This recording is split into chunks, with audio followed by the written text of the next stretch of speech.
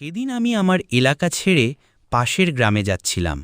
হঠাৎ ঝড় উঠে গেল, খুবই ভয়ঙ্কর, বৃষ্টি বাতাস সব একসাথে। ওই যে একটা বড় আম গাছ, ওটার নিচে লুকাই। হ্যাঁ, এখানেই একটু নিরাপদ। উফ, কি ভয়ই না লাগছে।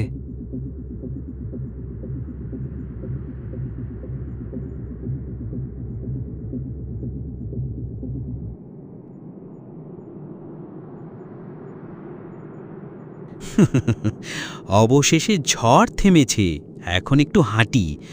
ও, এই তো দেখি অনেক পাকা আম পড়ে আছে। এই আমগুলো কত সুন্দর, লাল আর হলুদ রঙের।